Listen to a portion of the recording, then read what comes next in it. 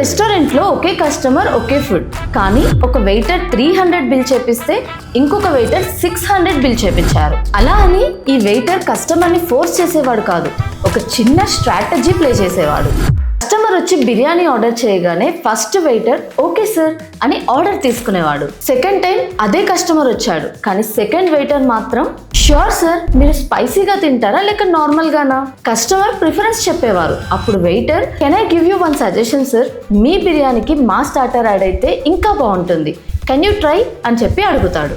అప్పుడు కస్టమర్స్ ఓ యా అని చెప్పి తీసుకునేవాళ్ళు. అండ్ నెక్స్ట్ కూల్ డ్రింకా ఐస్ క్రీమా అని ఒక్కొక్కసారి ఒక్కొక్కటి మాత్రమే రికమెండ్ చేసేవాడు. ఇక్కడ మీరు అబ్జర్వ్ చేస్తే కస్టమర్ కి అది ఎక్కడా కూడా సెల్లింగ్ లాగా ఫోర్స్ఫుల్ గా అనిపించలేదు, పర్సనల్ సజెషన్ లా అనిపించింది. మీరు కూడా ఒక రెస్టారెంట్ కి వెళ్ళినప్పుడు ఇలాంటి ఎక్స్పీరియన్స్ కనుక ఫేస్ చేస్తుంటే కమెంట్ లో ఎస్ అని టైప్ చేయండి. అప్సెల్లింగ్ అని అంటే కస్టమర్ కి ఇప్పటికే కావాల్సిన ప్రోడక్ట్ కి బెస్ట్ నెక్స్ట్ ఆప్షన్ ని చూపించడం. So my dear sales people, me business లో కూడా ఇప్పటి నుంచి కస్టమర్ కి ఒక క్వశ్చన్ యాడ్ చేయండి. దీంతో పాటు మీకు ఇంకేమన్నా అవసరం ఉందా అని కాదు, మీ రిక్వైర్మెంట్స్ కి ఇంకేం యూస్ఫుల్ అవుతుంది అని. అండ్ ఇలాంటి ఇంట్రెస్టింగ్ స్మార్ట్ సేల్స్ టిప్స్ కోసం ఇంకా కూడా మీరు నా ఛానల్ ఫాలో అవ్వకపోతే please click on the follow button.